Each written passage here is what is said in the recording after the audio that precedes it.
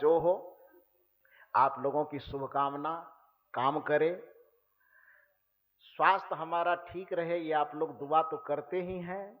मैं भी यही कामना करूंगा कि आप लोगों की सेवा में लगे रहने के लिए गुरुदेव स्वास्थ्य मेरा ठीक रखे, मैं ठीक रहूं, मेरे ठीक रहने के साथ साथ आप लोग भी ठीक रहे, क्योंकि आप लोग ठीक नहीं रहेंगे तो फिर मेरे ठीक रहने का कोई मतलब नहीं निकलेगा। इसलिए बस इतना ही गुरुदेव से प्रार्थना करें कि सर्वे भवन्तु सुखिनः, सर्वे सन्तु निरामयाः, सर्वे भद्राणि पश्यन्तु, माँ कश्चित् दुख भाग भवेत्।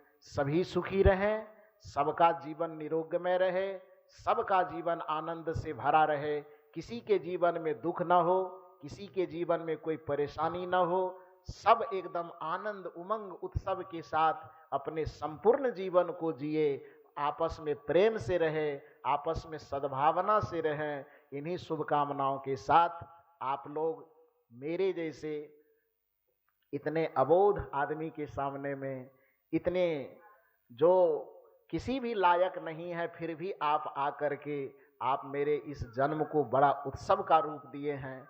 इतने इतने दूर से आए हैं, मल्टीमीडिया के माध्यम से, सोशल मीडिया के माध्यम से जो नहीं आ सके हैं, वो लोग भी दूर दूर से जो लिख करके, बोल करके, फोन के माध्यम से जो शुभकामना दिए हैं, उन सब को भी बहुत बहुत साधुवाद, बहुत बहुत धन्यवाद देते हैं। अभी जो हमारे जो व्यवहारिक जीवन के संस्कार देने वाले जो परम आदरणीय कुलदीप बाबू, जिनके माध्यम से मेरी छुटी हुई शिक्षा पुनः पटरी पर चढ़ी, पीएचडी तक के सफ़र को हमने तय किया, वो हमारे परम आदरणीय कुलदीप बाबू बाहर में बैठे हुए हैं। थोड़ा लेट से आने के कारण अंदर नहीं आ पाए। परम आदरणीय कुलदीप बाबू को भी बहुत बहुत उनके चरणों में सादर नमन वंदन, उनके प्रति कृतज्ञता। मधेपुरा में रहते हुए परम आदरणीय डॉक्टर नरेश बाबू, जो रसायन शास्त्र विभाग के विभागाध्यक्ष हैं, जो यहाँ शरीर से पधारे तो नहीं, लेकिन सोशल मीडिया के माध्यम से, मोबाइल के माध्यम से उन्होंने बहुत अच्छी पंक्ति लिख करके फेसबुक पर डाला। उसको मैं पढ़ा तो मेरी आत्मा अभिभूत हो गई कि जिनके पास बचपन में रह करके मैंने इंटर की पढ़ाई की, केमिस्ट्री की, चूँकि वो टीचर थे, इंटर में मैं साइंस ही रखा था, तो उनके पास 2 वर्ष तक उनके सानिध्य में रह करके पढ़ने का मौका मिला।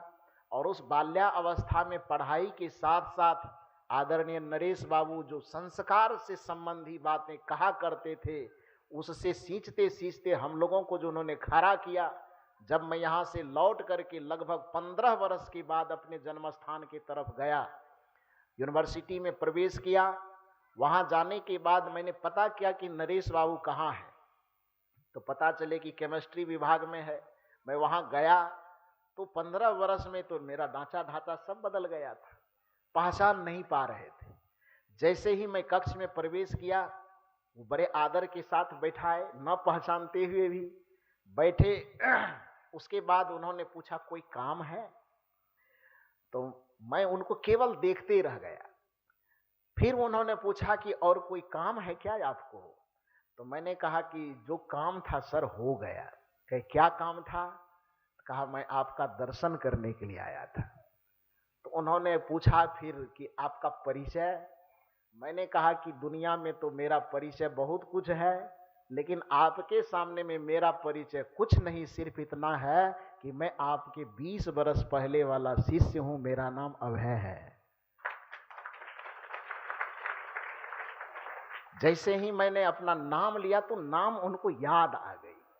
तो नाम जैसे ही याद आई, जो कुर्सी पर बैठे हुए थे उस साइड में, चूंकि विभाग के अध्यक्ष है तो उन लोगों की कुर्सी तो अलग लगेगी ना, तो दूसरे तरफ जैसे कुर्सी लगी हुई थी, वो कुर्सी को तरपते हुए बाहर में निकला और सीधे गले से लगाया।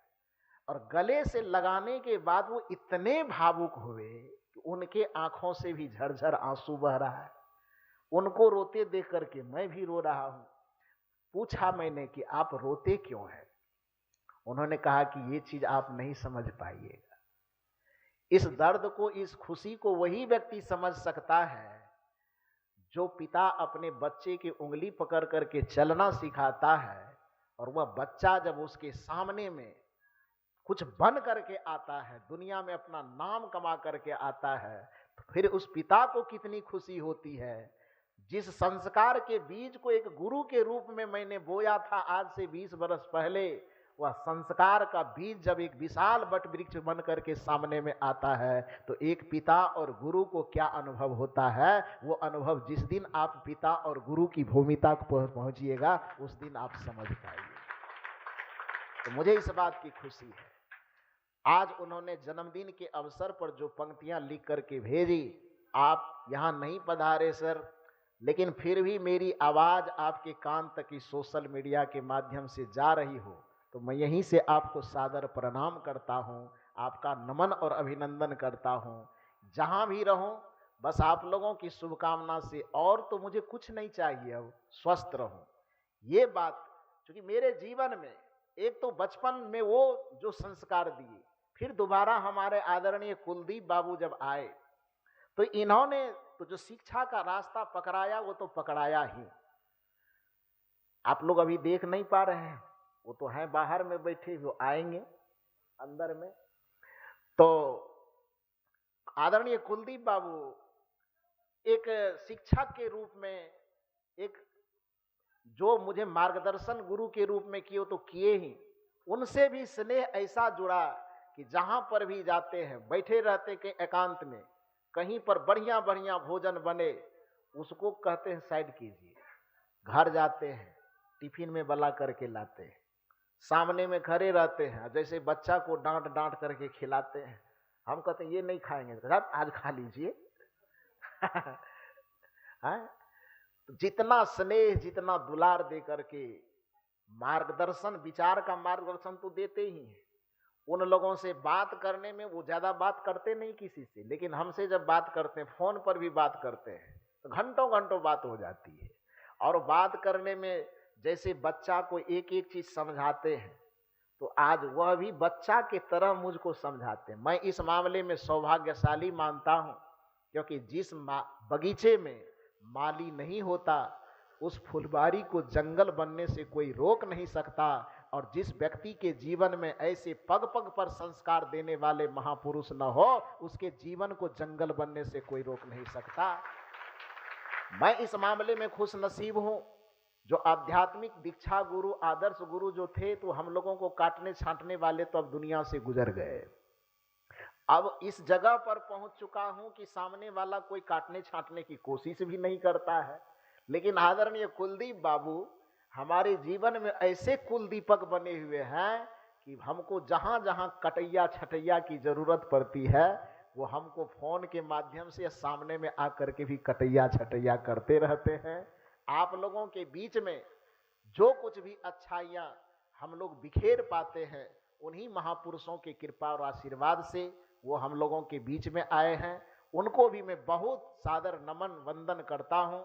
उनके साथ में हमारे पूज्य गुरुदेव मैंने परम पूज्य श्री भूप नारायण गोस्वामी साहब जी आए, वो भी बाहर बैठे हैं, अभी हम लोगों के बीच में आएंगे।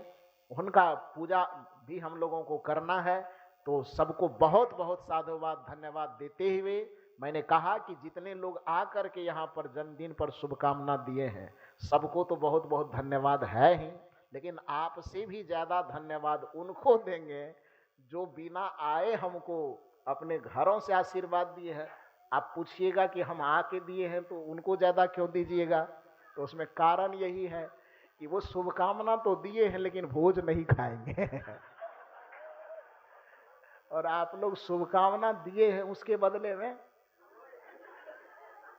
एक ही दिन नहीं खाइएगा, बेईमानी मत कीजिए। 3 दिन तक खा खा करके खत्म कीजिएगा। तो इसलिए आप नहीं, वो तो हंसी की बात है। सबको बहुत बहुत शुभकामना, बहुत बहुत धन्यवाद। जो आकर के शुभकामना दे रहे हैं उनको भी, जो नहीं आ पाए किसी भी माध्यम से जन्मदिन की शुभकामना मुझे दिए हैं, बहुत बहुत सबको साधुवाद देता हूं। आप लोगों के शुभकामना से, संत गुरुजनों के आशीर्वाद से मेरे जीवन का यह 38 वर्ष समाप्त हो गया। अब उस 38 वर्ष को मैंने कैसे जिया, सफल होके जिया कि विफल होके जिया, अच्छा जिया कि बुरा जिया, इसका परीक्षा तो आप लोग बताएंगे कि कितना मार्क मिलना चाहिए। लेकिन बाकी आगे का जो भी जीवन, एक दिन का हो, एक वर्ष का हो, कितना दिन का हो मुझे पता नहीं, बाकी जो भी जीवन मेरा बचा है, मैं आप लोगों से आशीर्वाद की कामना करता हूँ, सदगुरु से प्रार्थना करता हूँ कि हे सदगुरु, आप मुझे बहुत लंबी आयु देना या न देना, लेकिन जितनी आयु मेरे पास बची हो सदमार्ग पर चलते हुए आप लोगों की सेवा में बिताना, बस इतना ही मैं सदगुरु से प्रार्थना करता हूँ। सबको बहुत बहुत साधुवाद देते हुए अपनी वाणी को मैं यहीं पर विराम देता हूँ। बोलिए सदगुरुदेव की।